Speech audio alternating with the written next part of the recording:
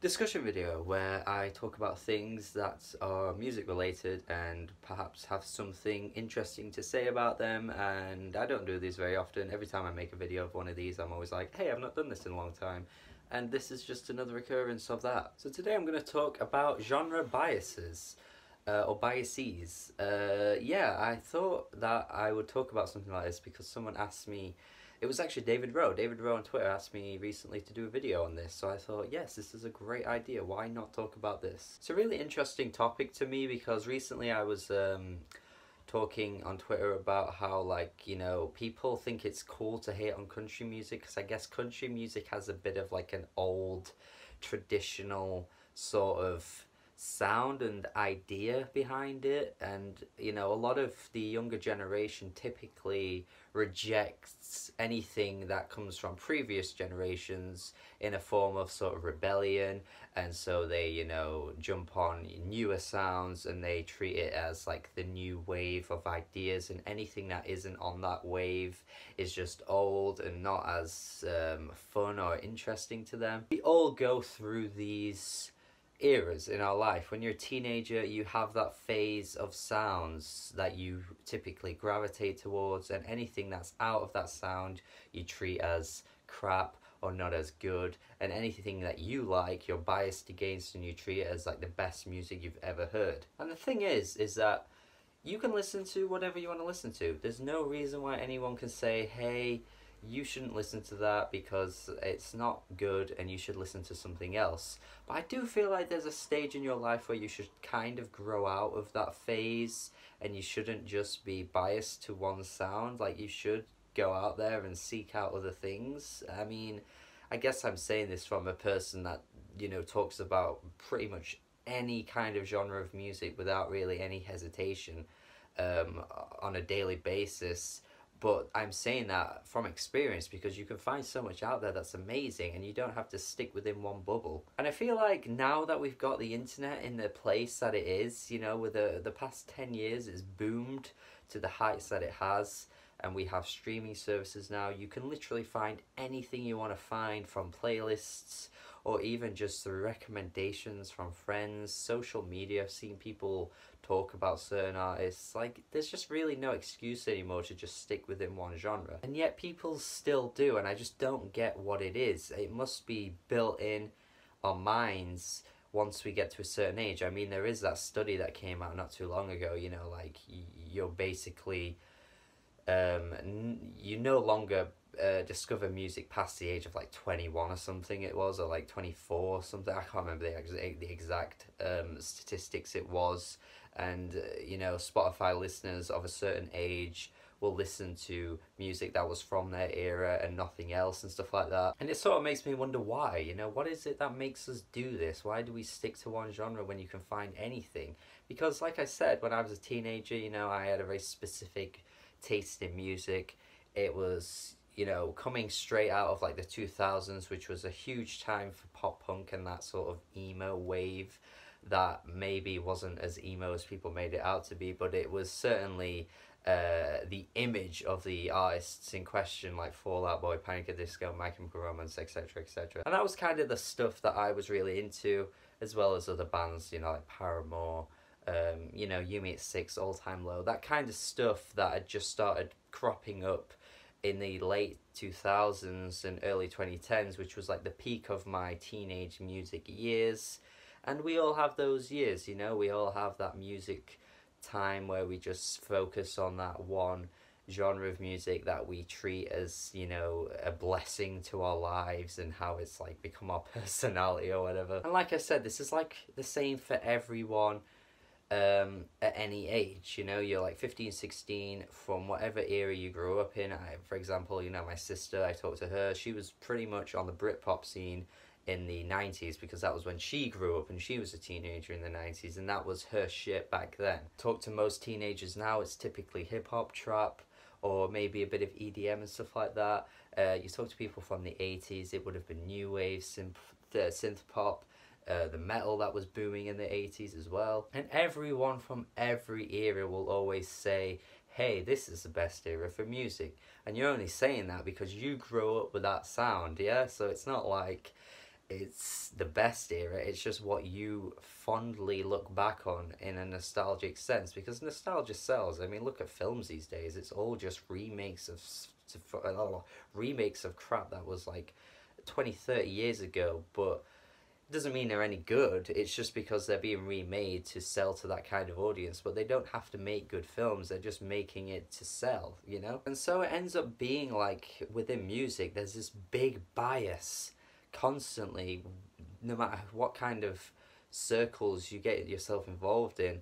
There's always a bias. There's always someone that likes old music more than new music. There's always someone that likes hip hop more than any other genre, and they'll say hip hop is the only good genre. And then you talk to people that like rock music, and they'll say rock music is the only real genre. You know, everything outside of rock is all crap. And I just don't know what it is. You know, what is it that makes people like this? I don't get it. I mean, like I said, there's just like no excuse anymore. I mean, you can easily just throw albums at people that they've never heard and they'd probably really like it, but you can't do that with everyone that you meet.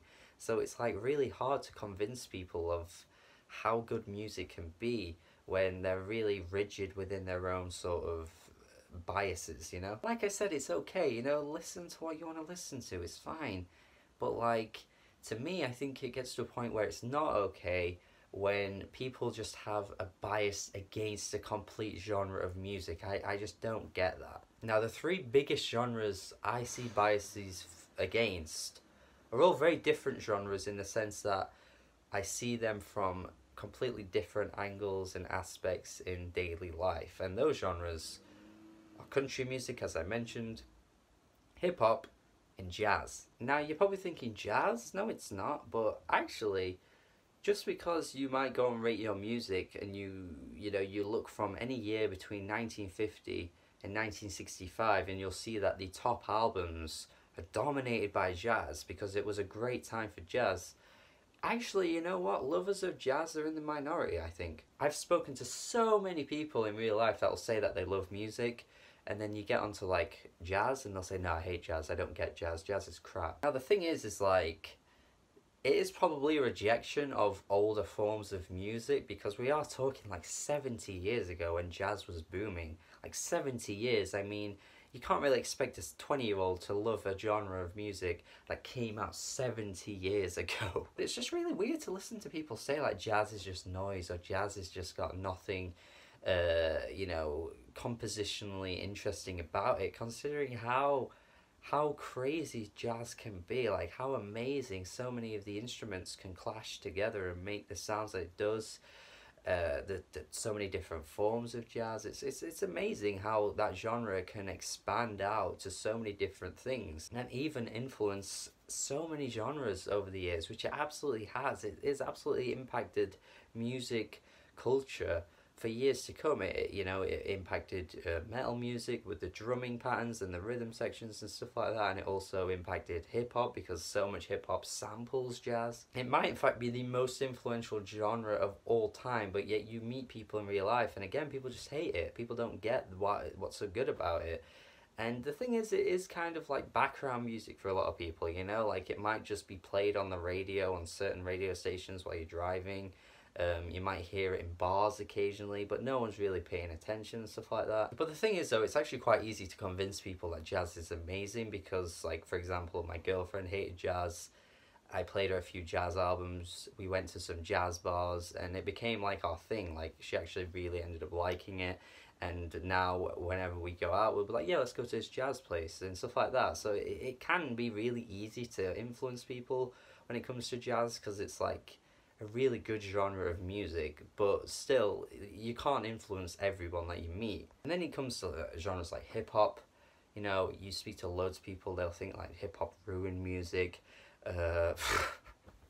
Hip-hop's like the worst thing going today. You know, music's not the same anymore because it's all dominated by that hip-hop crap. You know, that's literal things I hear out and about. I mean, I do work at a pub where old men, you know, come in and drink alcohol and stuff, so they're gonna say stupid shit, but like they probably do believe what they're saying because they're gonna have that bias towards the sound that they grew up with, you know, the Beatles and stuff like that. And yeah, I'll admit, hip-hop has got to a point where it's dominating culture, And so there will be a lot of people out there that are sick of the sound. A lot of the stuff that gets popular is terrible. So you can't really blame people for having the bias that they have. And it has probably been responsible for some of the worst albums of this decade.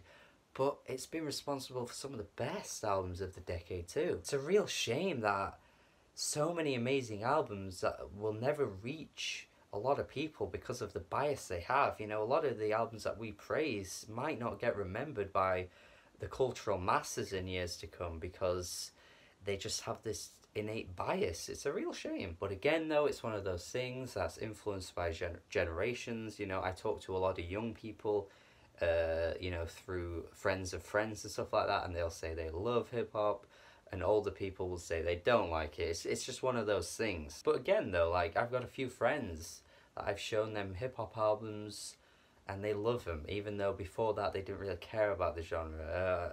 To Pimp a Butterfly actually turned one of my friends into a hip-hop head. So, like, it can be really easy. You've just got to find the right albums and show people the other side to music that isn't Lil Dicky and Chris Brown topping the charts, you know? It is really hard, though, because it's like the popular stuff generally is really terrible when it comes to hip-hop. And you can't convince people when that's what they're going to hear when they turn on the radio. I mean, seriously, man, it's hard, but, like, that's not to say everything popular is bad, but you know what I mean. And that brings us to country music. I mean, people think the peak of country music is Florida Georgia Line and Bebe Rexha. Maybe we do, maybe we don't. The worst thing you could ever think of, Jesus Christ. And to be fair, out of all the genres I have mentioned, it's hardly the one that's been the most innovative and progressed the most since the dawn of its existence. I mean, the only thing that's happened in the 2010s is it's arguably gotten way worse and laughable. But again, like, some of the better albums over the past few years, especially since 2016, I feel like country music's really picked up, and we've had some great albums from the genre. Even this year, Courtney Marie Andrews, that Southern Family Comp album was amazing. It's honestly on par with some of the better albums we've had over the past few years, but the bias towards country is kind of really hard to ignore for some people. I mean, to be fair, I know a lot of people that try the indie albums and just don't like the genre at all. But it's a shame because there's a lot of good coming out of it. But again, though, it's really hard to compete with genres like hip-hop, considering how constantly changing and constantly evolving hip-hop is. But the fact is that we're at a point now where trap music is one of the biggest things in hip-hop. But like 3 years ago, this wasn't the case, and 3 years before that, it wasn't the case. Like, it's constantly changing. Even like 2 years ago, it wasn't the same as it is now. Like, it's pretty innovative, and even if you don't like the sound, you can't deny that it is constantly progressing and adding new elements to the sound, and it's pretty impressive. So yeah, basically, before I ramble on way too much and this becomes a long video, I just wanted to end it off by saying, you know, do you have any biases in music? What do you think of biases in music? Do you think they're irrational? Do you think they're okay? Yeah, let me know. And let me know what you think about the biases in music that people have. Why do they have them? What are your thoughts on that? And yeah, let's just have a discussion, I guess. This could be pretty interesting. So I hope you enjoyed the video. Subscribe to the channel for more videos like this and reviews every day. Yeah, have a good day.